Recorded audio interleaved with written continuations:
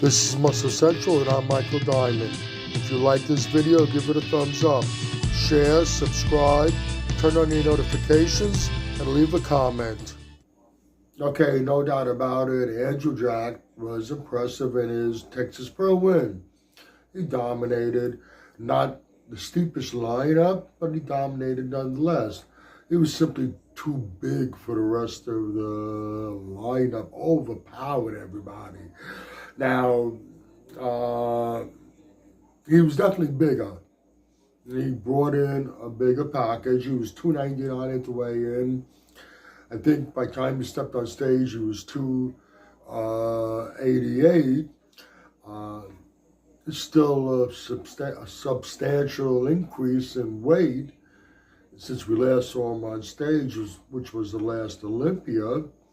But as the bigger version of Andrew that we see, is it a better version?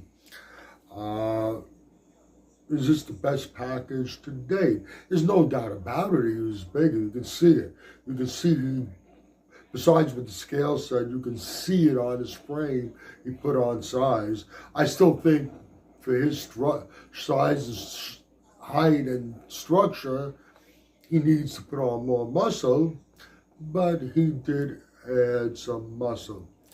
But if you go back and you look at the 2022 Texas Pro, then the 2023 Texas Pro, and now the 2024 Texas Pro, yes, you can see 24 is a bigger package, but previous packages were better condition. If you go back just to the past Olympia, it was a better condition package. Yes, he could bring in a little better conditioning by the time the Olympia comes. I'm not sure how much more size he can put on. And first thing I want to get to is, like I said, I think he needs more muscle on his frame. He's 6'2", and his shoulders are as wide as the side of a barn. He does look, and he still does look, a little lanky in some shots. Now, there's another issue that nobody seems to really talk about. Let me just say this first. He does have a beautiful physique, but this is bodybuilding. And it's something that people are not really talking about, but I think it's obvious. You look at Andrew, he has long limbs and a short torso, and it is noticeable. And in some shots, it's much more noticeable. As beautiful as a physique that he has, which he does have a beautiful physique, and he has put on some muscle. Let's say he puts on a little more muscle and brings in better conditioning.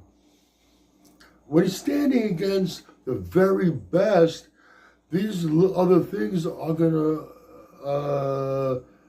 be more noticeable. They'll be exploited somewhat. You know, I don't understand it. Nobody seems to really talk about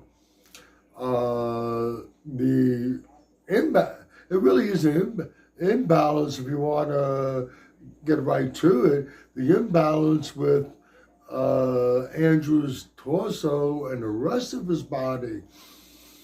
Now, take Nick Walker, for example. One of the things people give Nick Walker flack for is that he has a long torso compared to his lower body. But nobody seems to talk about the shorter torso with Andrew's body. And there's nothing really you can do about that.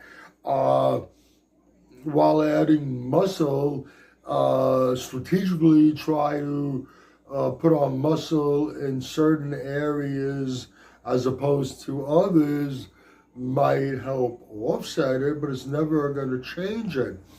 And at the end of the day, I think when he stands on stage with the best of the best, as long as they come in the way they should be coming in, I don't ever see him getting past top 3, maybe 3rd place. I know in the beginning I was talking like other people were, oh, maybe this guy's a future Mr. Olympia. But the more I look at it, the more I question that. Yes, he has a lot of gifts, and he'll place as long as he brings the conditioning and he needs to bring.